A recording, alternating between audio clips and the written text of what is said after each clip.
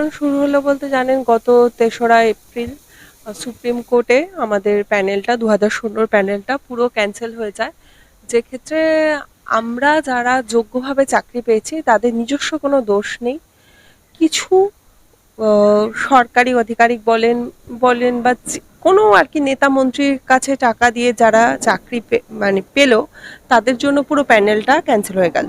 School service commission যোগ্য অযোগ্যদের কোনো লিস্ট অবশ্যই দিল না, যার জন্য পুরো প্যানেলটা ক্যান্সেল হয়ে গেল। তো গত ৩রা এপ্রিল থেকে বিভিন্ন সময়ে যোগ্য অযোগ্যের আলাদা একটা লিস্ট চেয়ে তালিকা চেয়ে আমরা বিভিন্ন সময় কি স্কুল সার্ভিস কমিশন বা অন্যান্য জায়গায় অবস্থান বিক্ষোভ করেছি। আমরা গত ৭ তারিখ থেকে বিকাশ ভবনের সামনেই অবস্থান বিক্ষোভ করেছিলাম। আজকে ১৫ তারিখ আমাদের শিক্ষা দপ্তর অভিযান ছিল, কিন্তু পুরোটাই শান্তিপূর্ণ অভিযান ছিল। আমরা সকাল থেকে বিকাশ ভবনে শিক্ষা দপ্তর আর কি অভিযান করি।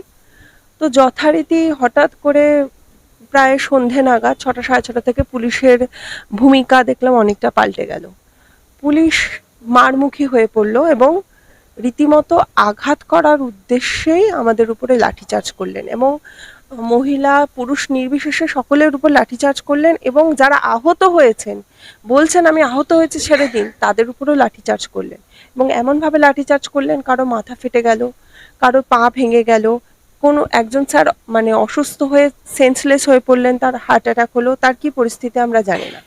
এটা তো যারা বাহ্যিকভাবে আপনারা একদম স্বচক্ষে দেখতে পাচ্ছেন, কিন্তু আমরা এখানে আরো অনেকেই রয়েছি যারা কিন্তু পুলিশের লাঠির বাড়ি খেয়েছি এবং যাদের আঘাত লেগেছে, কিন্তু সেরকম ভাবে আমরা হয়তো মানে বলতে পারবো না যে আমরা আহত হয়েছি। তো এই ভাবে আমাদের উপর নির্মম অত্যাচার চালানোর জন্য এবং আমাদের দাবি কিন্তু সেরকম কিছুই ছিল না। আমাদের দাবি ছিল আমরা যেহেতু একবার যোগ্যতার পরীক্ষা দিয়ে এই চাকরিটা পেয়েছি, যেহেতু আমার দোষে চাকরি যায়নি, সেহেতু আমি দ্বিতীয়বার কোনো পরীক্ষায় বসবো না। এবং সেকেন্ড যেটা দাবি ছিল যে সরকারের কি পদক্ষেপ, সরকার সুপ্রিম কোর্টে কিভাবে এগোচ্ছে, কি ভাবছে আমাদের ব্যাপারে, সেই ব্যাপারে আমাদের সাথে একটা আলোচনায় বসা। এই দুটোই ছিল আমাদের দাবি, কিন্তু এই দাবির কথা না মেনে রীতিমতো নির্মমভাবে আমাদের উপর কি হলো, পুলিশের আক্রমণ হলো এবং এর ফলে আমরা অনেকে আহত হলাম এবং আশঙ্কাজনক অবস্থায় হসপিটালে ভর্তি আমাদের সহকর্মী, আমাদের সহযোদ্ধার প্রত্যেকেই। তো এমতো অবস্থায় আমরা কখনোই রাজপথ ছাড়ছি না, রাস্তা ছাড়ছি না, আমরা এখানেই অবস্থান বিক্ষোভ চালাচ্ছি, আমরা এখানেই থাকবো যতক্ষণ না পর্যন্ত আমরা এর কোনো সদুত্তর পাচ্ছি। কালকে আমরা অবশ্যই একটা বিক্ষোভ দিবস রেখেছি, যার জন্য আমরা সমস্ত নাগরিক সমাজকে এবং সমস্ত সুশিক্ষিত সমাজকে আমাদের পাশে দাঁড়ানোর জন্য অবশ্যই আমরা আহ্বান জানাচ্ছি।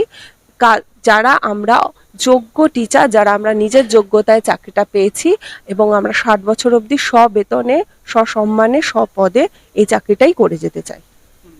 আমার নাম অন্তর্লীনা পাল। ঠিকই আজকে যা আপনারা দেখেছেন সবই তো আমরা দেখলাম, গোটা রাজ্য গোটা দেশ দেখেছে হয়তো।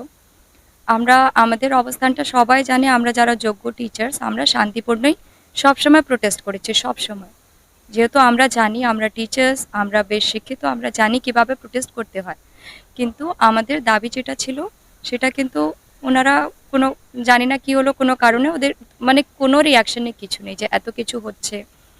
হঠাৎ করে আমরা ওখানে সবাই আমাদের দাবিটা ছিল যে নোটিশ কেন দেওয়া হবে, কারণ আবার করে পরীক্ষা নেওয়া কেন, আমরা আবার করে যোগ্যতা আমরা প্রমাণ দেব। আমরা অলরেডি আমরা আপনাদের ডাকাতেই আমরা কল লেটার পেয়ে ইন্টারভিউ দিয়েছি, মানে আমাদের কাছে সবই ডকুমেন্টস আছে A to Z।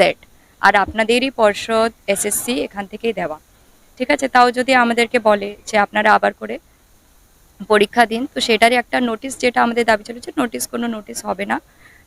কিন্তু ওনাদের বক্তব্য ছিল যে এটা কন্টেম্প্ট অফ কোর্ট হবে, সুপ্রিম কোর্ট।